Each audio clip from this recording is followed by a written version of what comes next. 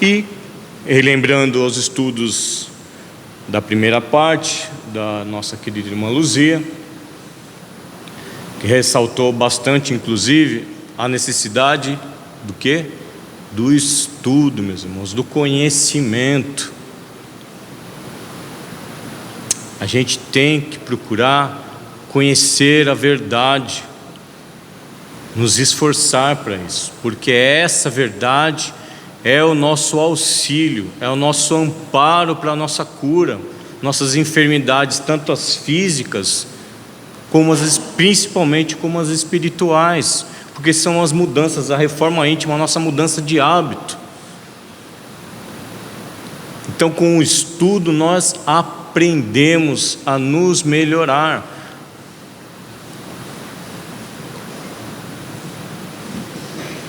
Eu sempre fui cristão,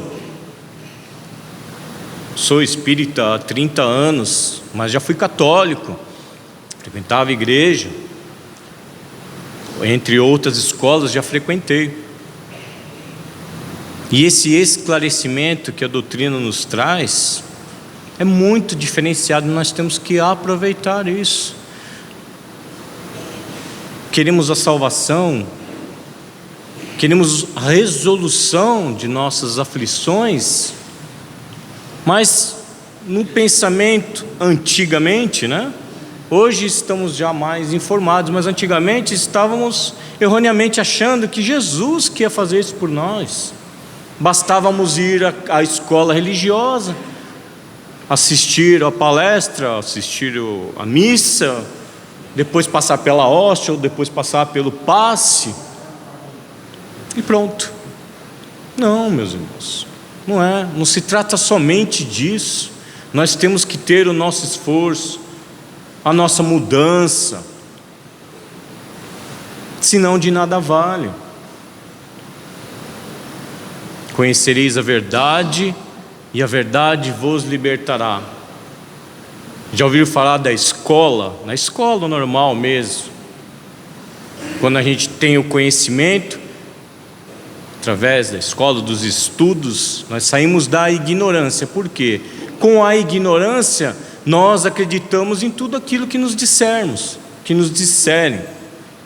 Enquanto que quando temos o conhecimento, é Jesus falando a nós diretamente. Na escola religiosa também funciona assim. Enquanto estamos somente escutando os outros, acreditando no que os outros estão falando, todos nós somos falhos, meus irmãos. Todos nós somos falhos. Então, se basearmos nossa reforma, nossa melhoria, escutando somente os outros e não procurando realmente o conhecimento, nós vamos acreditar em tudo aquilo que falam. E se alguma vez aquele irmão que a gente segue, vamos dizer assim, errar, falar uma coisa errada, aí nós vamos acreditar. Agora, se tivermos o embasamento dos estudos do Evangelho, falar, opa, meu irmão, acho que não é assim. Mas eu estou assistindo, então você já sabe que aquilo ali obteve uma falha. Falhou, erra, normal, é um ser humano. Somos imperfeitos, meus irmãos. Mas temos que buscar o quê? O conhecimento para o quê? Sairmos da ignorância. Porque, assim como a música nos auxilia no nosso tratamento espiritual, o estudo também. Porque quanto mais sabemos a respeito das coisas do céu e da terra, mais nós utilizamos isso ao nosso favor, para a nossa melhoria, para nós podermos colaborar o quê? Ainda mais com o meio em que vivemos, porque nada adianta eu saber o Evangelho de capa a capa, o livro dos Espíritos e o Pentateuco sozinho. De que adianta? Então, quanto mais nós nos unirmos e procurarmos o conhecimento juntos, todos nós chegaremos juntos. É assim o arrastamento do amor de Jesus para com todos nós. Eu diria misericórdia também, né? Pois somos ainda muito imaturos, muitos bebês ainda engateando no ciclo do Evangelho, procurando compreender, sem ao menos ainda nem conseguimos proferir palavras corretamente, assim como um bebê. Por isso o estudo, temos que ter o conhecimento, meus irmãos.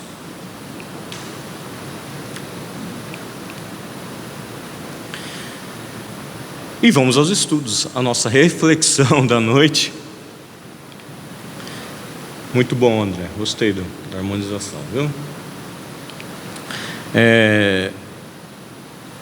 Falarmos sobre um pouco sobre vaidade. Mas não é a vaidade, né, da vestimenta, das coisas materiais, né? A vaidade, outra vaidade, a vaidade religiosa. Mas, se quiserem colocar também na vaidade material, também serve. Mas o estudo aqui direcionado, lógico, como sempre, é para as coisas espirituais, as coisas morais. Tá? É sobre a parábola do fariseu e do publicano.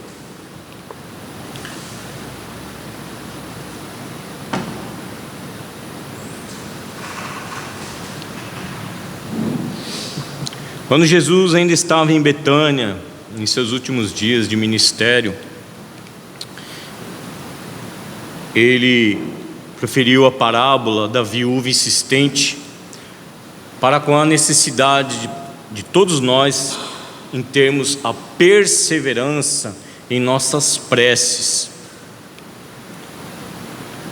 Lógico, as preces, as nossas rogativas, a Luzia até falou a respeito disso aqui, hein? Nossas rogativas sempre dentro das possibilidades do Evangelho, ou das possibilidades de que cabe a cada um de nós, pois cada um conhece de si. Então, nossas preces às vezes não são ouvidas. A gente erroneamente fala isso: minha prece não foi ouvida. Foi ouvida. Chegou até Deus? Chegou até Deus. Só que nós recebemos o que? O que a gente precisava, nem sempre o que a gente queria. Mas a prece foi emanada e chegou até o Altíssimo. Por isso a necessidade de perseverar. Mas eu rezo uma vez, 2 vezes, 10, 100 vezes, 1000 vezes. Perseverar, meus irmãos. Necessidade se faz orar todo dia, rogando, agradecendo. Quantos de nós já agradeceu hoje, a hora que acordou, por mais um dia de vida? É coisa pequena? É coisa pequena, mas se faz necessário, meus irmãos. É a nossa humildade perante Deus. Mas Deus sabe. Sabe, mas essa vibração que nós estamos emitindo, de gratidão, faz vibrações para o universo, emana vibrações para o universo. E essas emanações boas de gratidão é direcionada àqueles mais necessitados. Entende? Então é um meio da gente também colaborar com o universo de Deus. Então tudo, ninguém está sozinho, meus irmãos. Então, após Jesus, com a parábola da viúva insistente, nos explicou a necessidade da prece, da perseverança. Nesse instante ele se voltou lá a alguns fariseus que ainda estavam relutantes com os estudos. Como sempre, né, eles buscavam alguma falha do mestre para poder cutucar e expô-lo ao ridículo, ao povo, né? Coisa que eles não conseguiam, lógico, pois a superioridade moral do mestre superava a todos nós. Então, Assim, ele nos trouxe essa parábola do fariseu e do publicano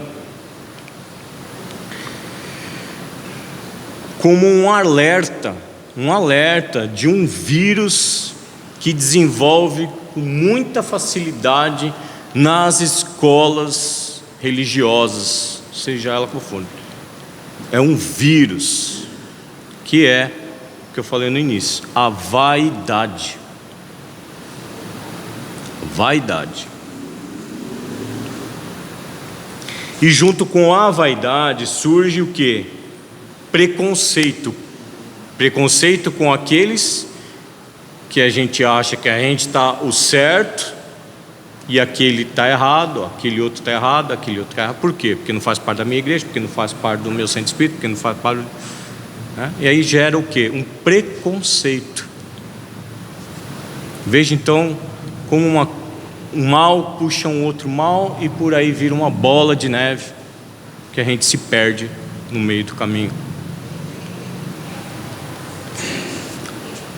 Então a doutrina espírita ensina que a diferença entre aquele que está errando hoje e aquele que não está é apenas um posicionamento de tempo. Eu falei isso aqui na segunda-feira, quem veio vai lembrar. Podemos até não estar errando hoje, mas certamente já erramos no passado ou em outras vidas. Então, como a gente vai apontar o dedo para alguém que está no erro, se nós também já erramos? Ou pior, nós não cometemos aquele erro, eu falei segunda, não cometemos aquele erro que a gente está apontando daquela pessoa, mas cometemos outros erros, dá na mesma, continuamos errando.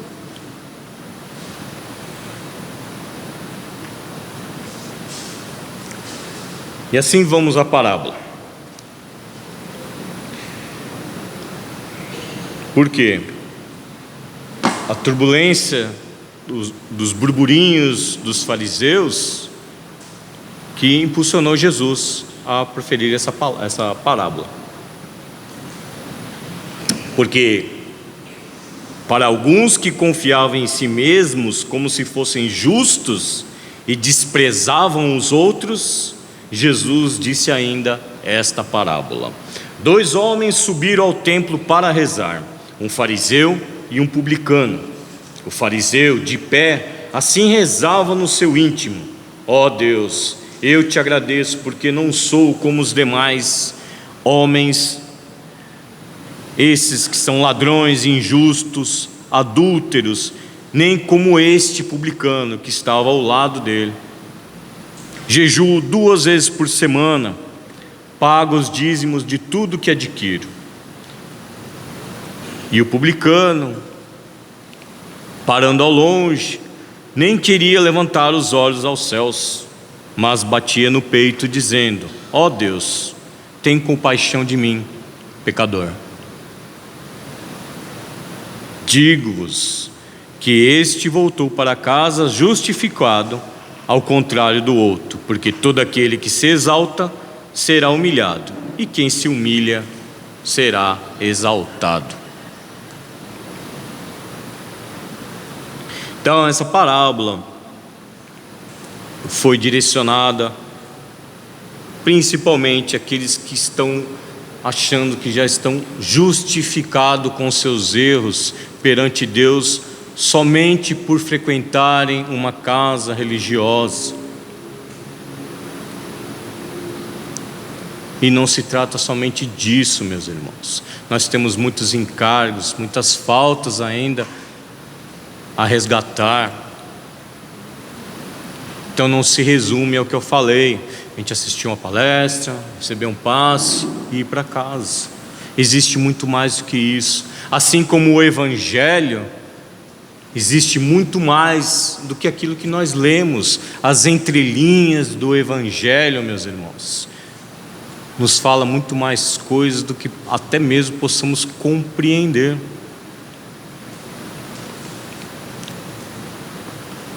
Então, na época, os fariseus tinham esse código de pureza, só que eram com ações exteriores, as coisas para as pessoas verem, fazer as coisas para as pessoas verem, o sensacionalismo,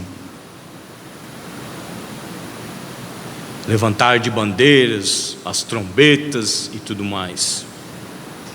E Jesus, na sua simplicidade, é lógico, anunciava-nos o código da compaixão, onde não excluía ninguém, até mesmo os próprios fariseus,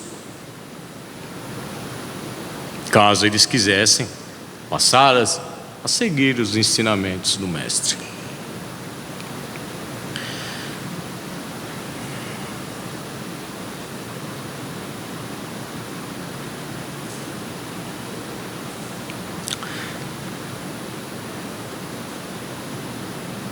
Então, os fariseus achavam que estavam cumprindo fielmente a vontade de Deus. É a vaidade. Acharmos que somos perfeitos. Eu já sigo o Evangelho linha a linha, de capa a capa. Conhece? Conheço. Então, mostre-me suas obras, pois é através das obras que nós mostramos para Deus que nós realmente aprendemos o que Jesus veio nos ensinar, nossas obras. E para nós sermos obreiros, nós precisamos ter conhecimento. Então nada vale a gente conhecer e não aplicar. Tem que obrar, trabalhar. E estarmos alerta sempre com esse espírito, olha, ele fala aqui, farisaico, que é esse espírito da vaidade, de achar que nós, porque eu tenho conhecimento do Evangelho, através da doutrina espírita, que explica as entrelinhas de uma maneira mais modernizada, então eu sei mais do que aquele irmão que só segue o Velho Testamento. Está errado. Aí é vaidade. A gente não sabe mais do que ninguém. Na verdade, a gente não sabe ainda, meus irmãos, nada do Evangelho. Então, quanto mais a gente estuda, todo mundo que sobe aqui para falar, quanto mais a gente estuda, mais a gente compreende que a gente pouco sabe do Evangelho.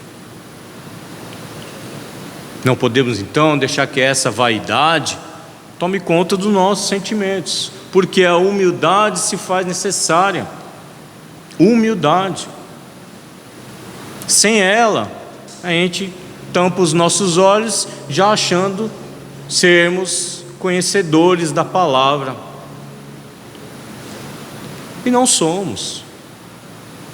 Como eu disse no início, somos simples e ignorantes ainda, buscando algum conhecimento, buscando compreender tudo nos 3 anos de ministério de Jesus que Ele veio e nos deixou.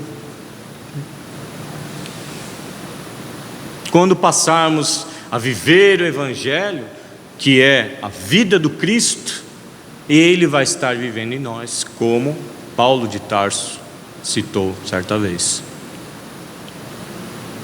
Aí sim começaremos a vislumbrar certas felicidades, alegrias que almejamos hoje e não sabemos ainda o que é ser feliz.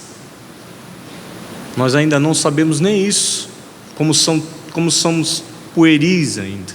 Não sabemos nem o que é a real felicidade do mundo, da vida.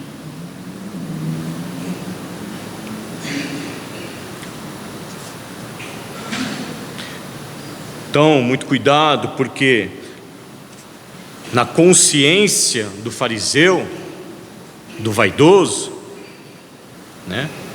ela não acusa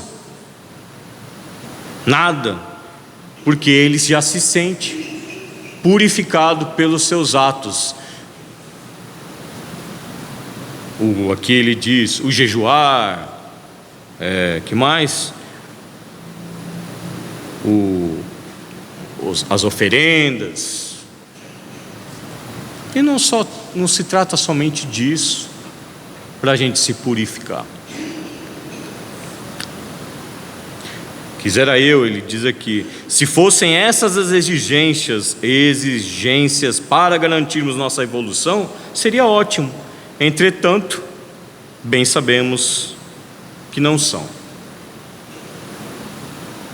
Então, o código de pureza diferenciava coisas e pessoas em puras e impuras, sendo sempre excludente. Esse presta, aquele não presta. Esse pode, aquele não pode. Esse vai para o céu, esse vai para o inferno.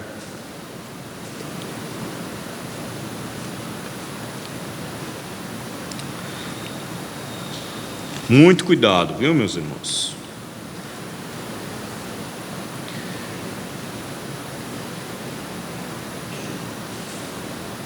O mestre utilizou o proceder de um fariseu que se considerava justo, ajustado à lei, que num extremo de vaidade se compara a um publicano para ressaltar virtudes e merecimentos dos favores solicitados. Então, eu vou lá, eu diminuo o outro para me elevar. Foi o que aconteceu. E se nós não prestarmos atenção, nós, sem querer, fazemos isso. É o apontar do dedo, é o julgamento, é a vaidade, é o achar que eu sei de tudo e ele não sabe nada, coitado. E aí eu pergunto, e aqueles que não estudam o Evangelho, que não acreditam em Deus e praticam atos de caridade, auxiliando multidões, o que dirá? Existem pessoas assim, muitas. E aí, eles levantam trombetas, soam as trombetas?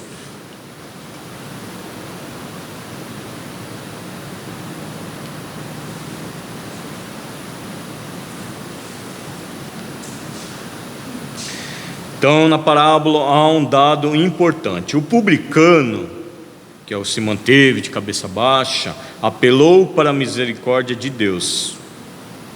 Por quê? Quando alguém se sente bem consigo mesmo e diante dos outros, quando se apoia na própria vida, não precisa de mais nada. Mas quando a consciência nos declara culpados, desaparece a nossa segurança. E nós sentimos a necessidade do quê? De refugiarmos na misericórdia de Deus. Cai do pedestal, cai do salto alto. Compreende que a vaidade não vai levar a lugar nenhum. Aí sim a pessoa lembra, mas tem Deus.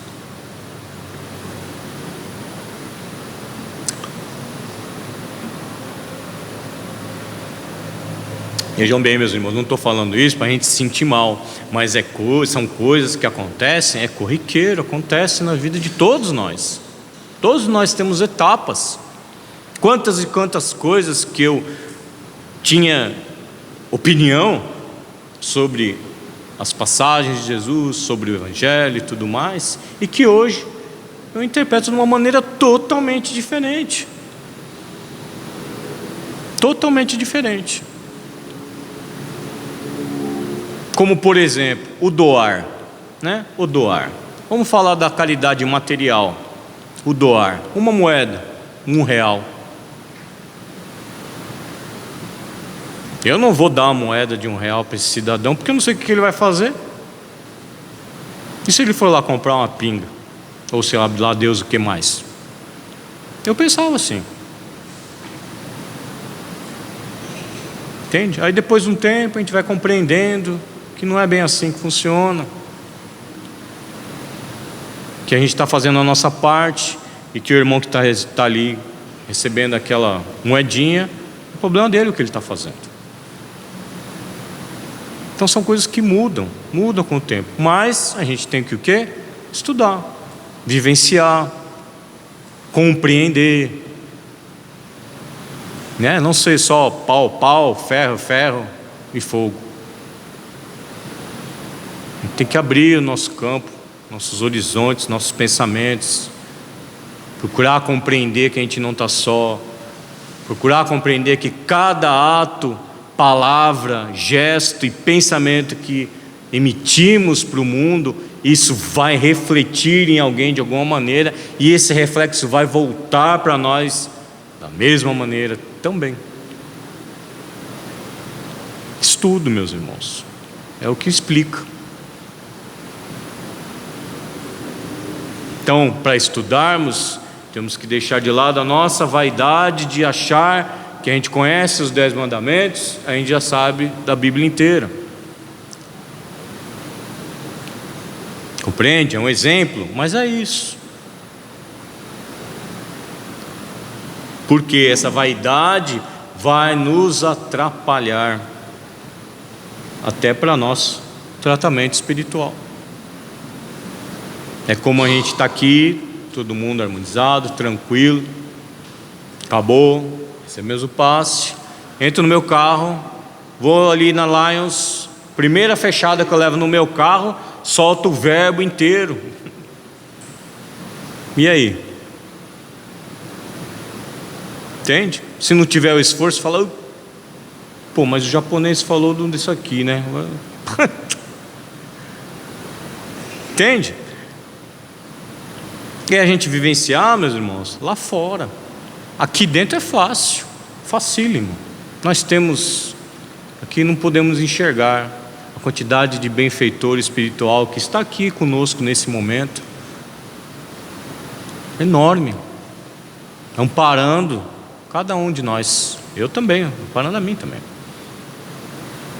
Emitindo fluidos necessários para o nosso refazimento, nossa restauração física e espiritual. Então a gente pegar, aproveitar isso e levar lá para fora e manter isso dentro da gente. Manter.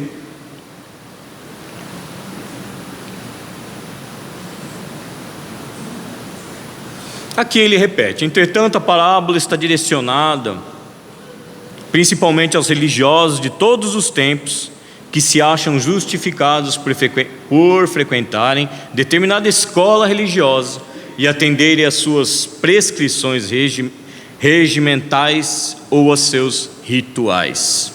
Muitas vezes, aos gritos, pronunciam sentenças condenatórias, quais translocados e estão envolvidos pela vaidade desequilibrante.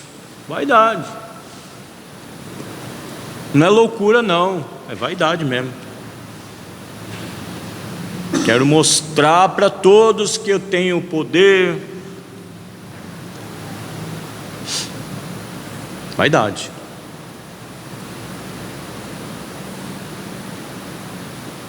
Eu acredito que todos aqui já assistiram pelo menos uma vez o filme de Jesus na televisão. Aí eu queria que os irmãos prestassem atenção e lhe recordassem se em algum momento Jesus foi vaidoso. Entende? E olha, o poder e a superioridade espiritual dele a todos nós chega a ser incontável. E nunca teve uma demonstração de vaidade. Por aquilo que ele já sabia e por tudo aquilo que ele já fazia.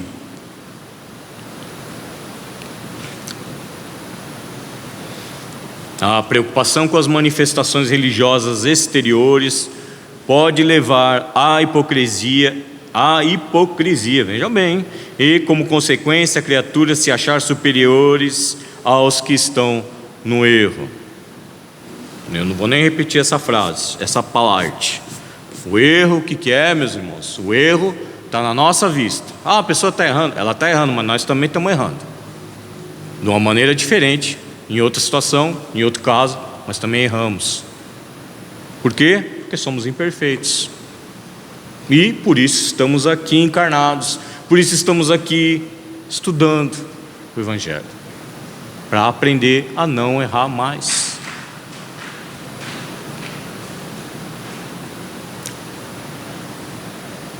Então as pessoas às vezes se esquecem de que o Evangelho é um livro diferente. Olha aqui o que eu falei. Pois quanto mais estudamos, mais nos conscientizamos de que estamos reprovados. Aquilo que a gente acreditava que estava fazendo certo, mas eu estava fazendo a caridade, eu estava ajudando fulano, ciclano, beltrano. Aí a gente começa a enxergar que não era bem a maneira correta de a gente ajudar. Acontece. Somos falhos, meus irmãos. É como eu falei, todos nós somos plausíveis de erro.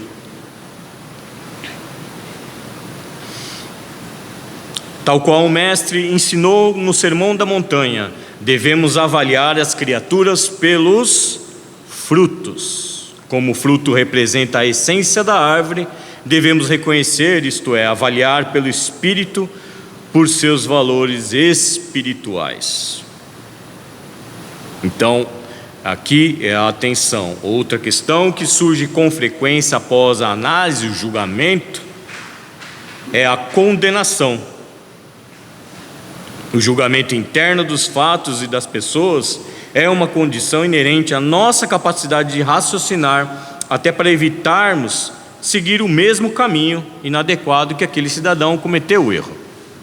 Entretanto, o Evangelho nos recomenda que, feita essa análise, não condenemos as criaturas que estão no erro. Se possível, ajudemos sempre em qualquer situação. Mas Marcelo, eu vi na televisão, como é que eu vou ajudar aquela pessoa que eu julguei, vamos dizer. Eu apontei o dedo. Prece. Você não dá para ir até a pessoa, não dá para falar com ela, faz uma prece, direciona essa prece para aquela pessoa que está no erro, para que Deus e os benfeitores possam colocá-la no caminho certo. É simples, não é? Mas nós fazemos o quê? Apontamos o dedo. E eu nunca faria isso. Só que nós não sabemos o que levou aquela criatura a cometer aquele erro. Qual foi a educação que ela teve? Onde ela viveu? Como foram os pais, os filhos, a escola, a sociedade em que vive? A gente não sabe nada. A gente só sabe do erro. Deixemos essa vaidade, meus irmãos, de lado. Ninguém é melhor do que ninguém. Ninguém sabe mais do que ninguém. Estamos todos no mesmo caminho, procurando compreender e vivenciar o Evangelho de Jesus. Por isso, ressalto novamente, meus irmãos, estudemos. Conhecereis a verdade e a verdade vos libertará. Quer saber o porquê das causas das aflições? Estuda, porque através do estudo nós passamos a conhecer a quem? A nós mesmos. Nós mesmos. Não é conhecer aquele que está fazendo mal, aquele que está causando a nossa aflição. A gente vai conhecer a nós mesmos, e isso vai nos libertar. Que Jesus nos abençoe, agradecendo sempre a Ele a oportunidade dos estudos do seu Evangelho, pois sabemos da Tua presença entre nós, Mestre amado, em todos os momentos. Muito obrigado, irmãos benfeitores espirituais, ao auxílio e à harmonização e o magnetismo deste ambiente, para que todos nós possamos refazer o nosso ânimo. Muito obrigado, meu Deus, por tudo que temos e por tudo que somos. E agradecemos sempre as oportunidades, as experiências em nossas vidas, pois é isso que nos auxilia ao nosso aprimoramento espiritual. Mestre querido, auxilia-nos, ajuda-nos a estar contigo, não só hoje, mas sempre. Que assim seja. Que Jesus nos abençoe, meus irmãos.